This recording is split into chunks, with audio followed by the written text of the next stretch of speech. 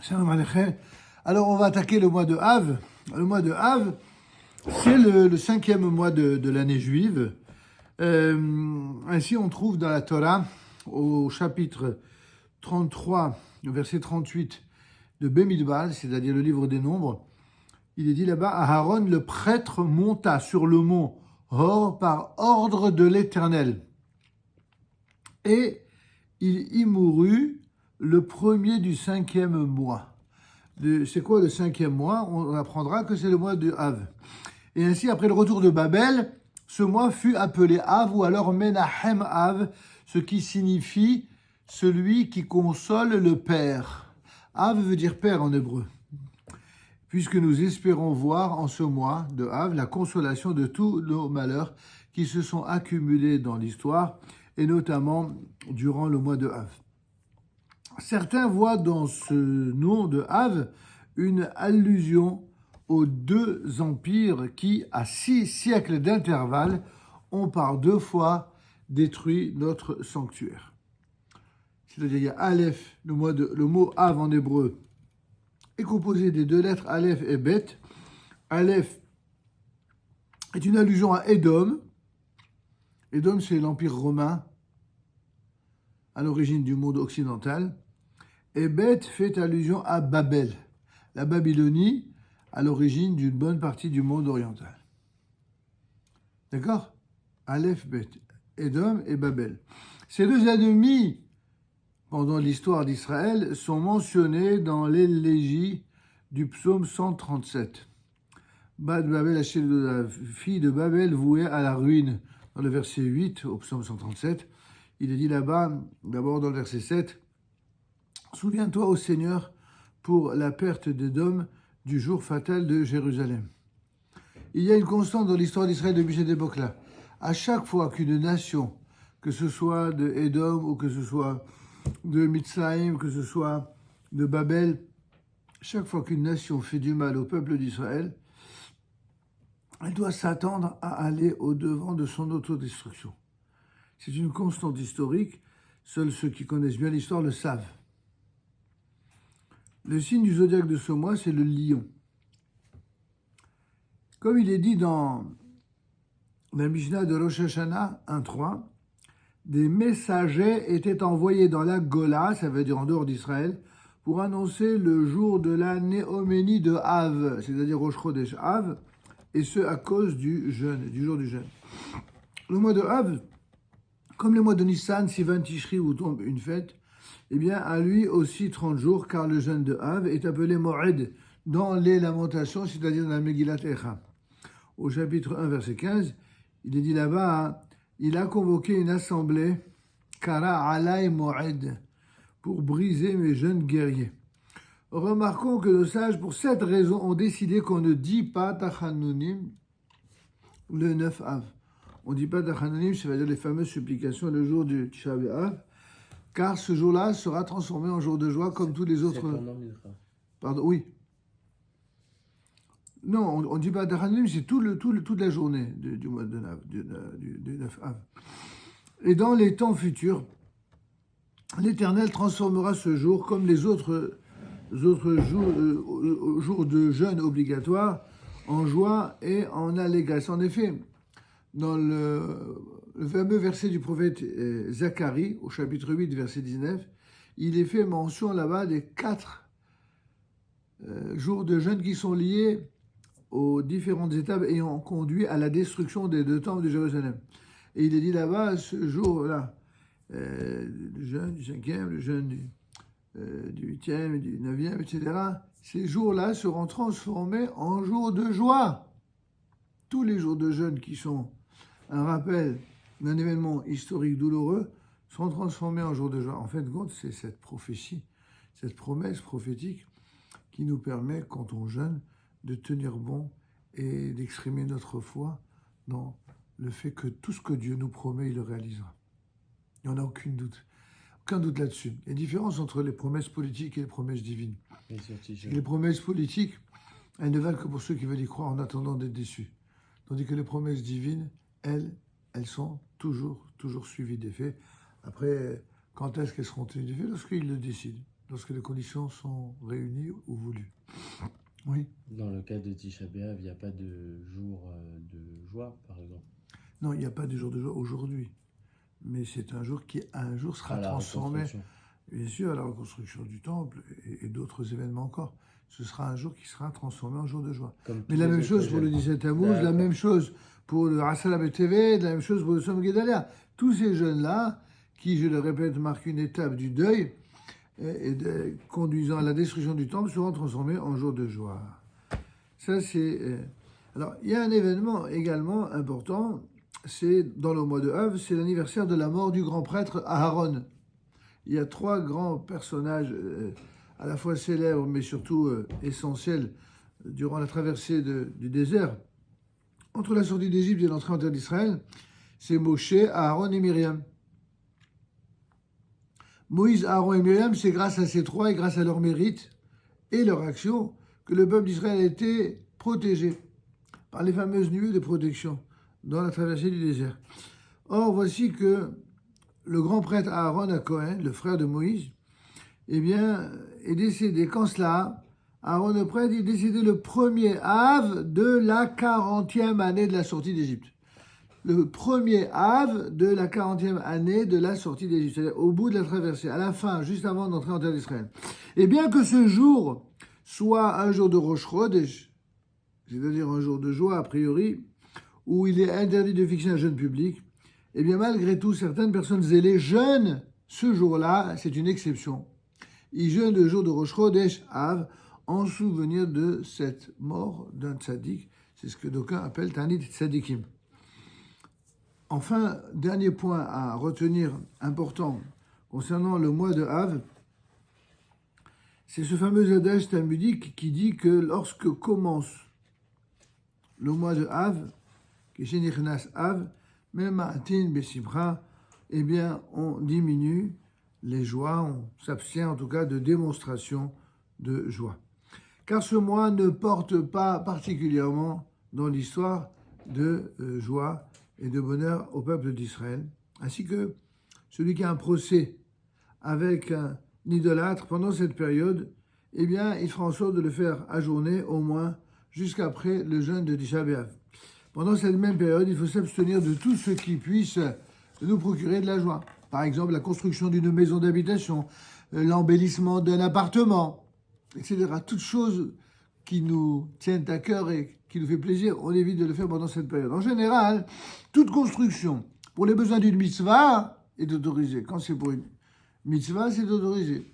Par exemple, il arrive dans certaines synagogues qu'on choisit cette période justement pour faire des travaux, non pas pour ne pas tenir compte de la halakha, mais parce que c'est le seul moment où beaucoup de juifs sont absents, ils sont en vacances, ils sont en déplacement. Et donc, vu qu'il y a moins d'allées et venues, ça permet de faire des travaux. C'est pour ça que certains l'autorisent, parce que c'est pour la synagogue, c'est pour la préparation des fêtes de Tishri, donc c'est pour la mitzvah.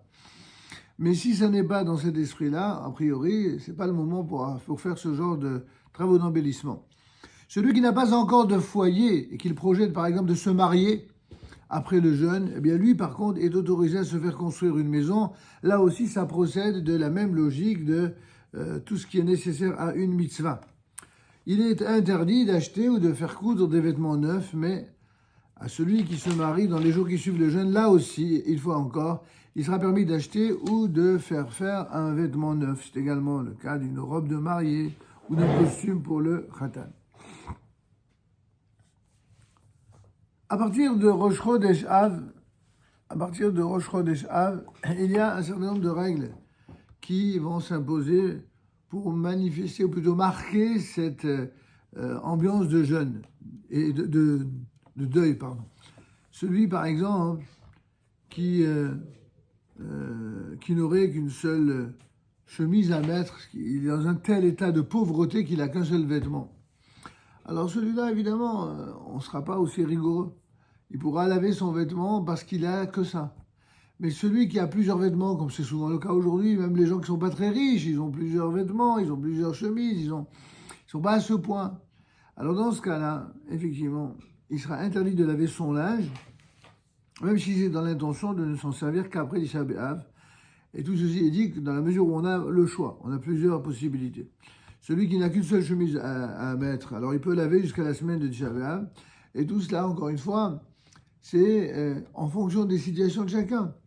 Il y a un patent qui a été trouvé, une sorte de recette utilisée par les décisionnaires de la dernière génération. C'est que celui qui a beaucoup de vêtements d'avance, alors il peut par exemple, juste la veille de Tisha B'Av ou même le jour de Tisha B'Av, eh bien, comment dirais-je, sortir de son armoire ou de sa garde-robe plusieurs tenues qu'il va porter ne serait-ce qu'une demi-heure ou une heure pour dire que ça a été déjà étraîné mais sans pour autant le salir et le mettre sur le cintre un après l'autre de sorte qu'ainsi il pourra tous les jours changer. On parle de pas laver les vêtements le jour de Rosh Chodesh. À partir. À partir Ouais. Jusqu'au 9. Jusqu'au 9. Interdit de...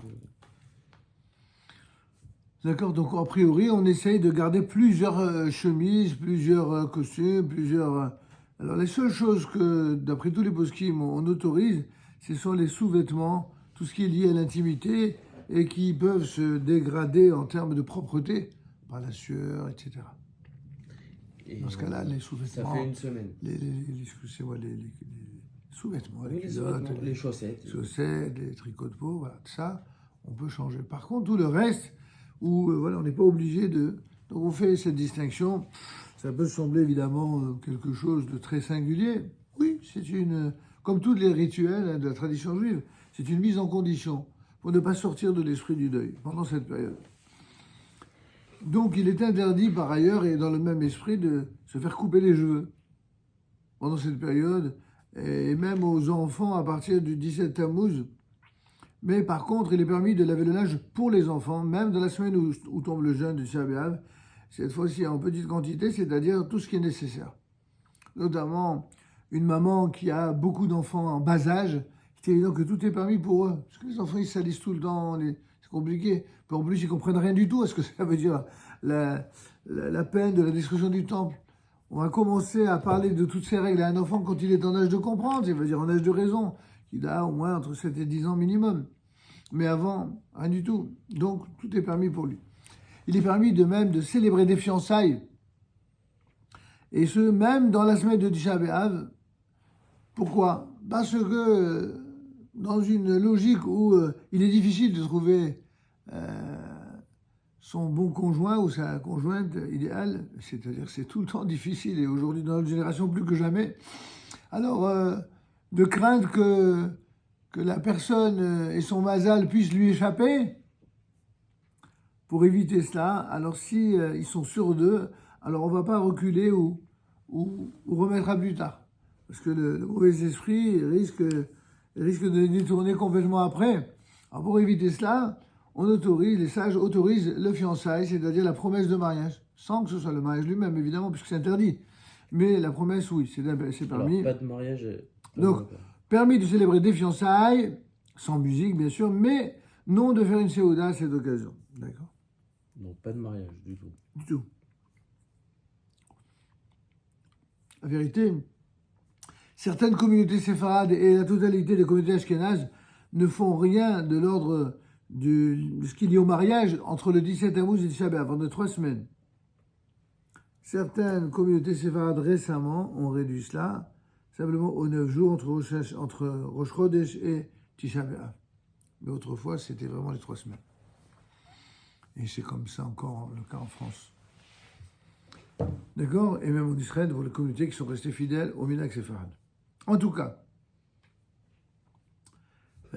à partir de Rosh Chodesh et jusqu'après le jeûne, on ne consomme pas de viande et on ne boit pas de vin. Pourquoi la viande et le vin ? Parce que c'est le symbole de la joie. Et de plus, les sacrifices et les libations de vin ont cessé pendant la période qui a précédé la destruction du temple. Donc c'est en lien avec le fait qu'autrefois, la libation se faisait avec vin et viande. Et ça, il y a une interruption. Je répète, oui, à partir de Rosh Chodesh Av et jusqu'après le jeûne, on ne consomme pas de viande et on ne boit pas de vin. On évite même de consommer un plat qui a été cuit avec du jus de viande. Toutefois, pour une séouda chez mitzvah, c'est que ce qu'on appelle sur notre mitzvah, c'est par exemple une brit mila, circoncision, pidyon haben, le rachat du premier-né, où là il y a une vraie mitzvah qui tombe forcément à un jour fixe, on n'a pas le choix. Brit mila c'est toujours à 7 jours, 8 jours pardon. D'accord, brit mila c'est toujours à 8 jours et pidyon haben c'est à 30 jours. Et donc dans ce cas-là, puisque c'est à jour fixe, on ne peut pas choisir. On peut servir de la viande et du vin uniquement pour ceux qui sont associés à la mitzvah vraiment. Et à partir de cette date, les sacrificateurs, ce qu'on appelle les shochatim, ne font la sherida que pour les personnes malades, ainsi que pour les hôpitaux, et ainsi que pour le Shabbat. Donc pour des choses qui sont prioritaires, comme le Shabbat ou comme la communauté, par rapport à l'individu. On a l'habitude de ne pas boire non plus la coupe de la Havdalah, ni celle de Birkat Hamazon, de la Saouda Shelishit, le samedi soir. Mais, si ça veut dire quand ça tombe juste veille du Shabbat, mais on la donne à boire à un enfant qui n'est pas encore d'âge à comprendre ce qu'est le deuil. Donc, comme tu dis, un enfant de 6-7 ans, donc pour Jérusalem, mais qui comprend les mitzvot pour autant. Parce que c'est une façon de l'éduquer. Et s'il n'y a pas d'enfant, alors c'est celui qui a fait l'Havdalah qui boira lui-même la coupe. Et pour celle de Birkat Hamazon, eh bien on fera Birkat Hamazon sans la coupe. On n'est pas obligé de faire le Birkat Hamazon suivi d'un kiddush. C'est un minhag, très bien, mais c'est pas obligé. À partir en fait de Rosh Chodesh Av, chez les Ashkenazim ainsi que les Sfaradim d'Afrique du Nord, et pour les communautés orientales, à partir donc de la semaine dans laquelle tombe Tisha B'Av, eh bien on ne prend pas de bain, même d'eau froide. Et lorsque Rosh Chodesh Av tombe un vendredi, alors celui qui, chaque veille de Shabbat, prend un bain chaud, pourra le faire également à Erev Shabbat, la veille de Shabbat. Et pour des raisons de santé toutefois, les bains seront autorisés.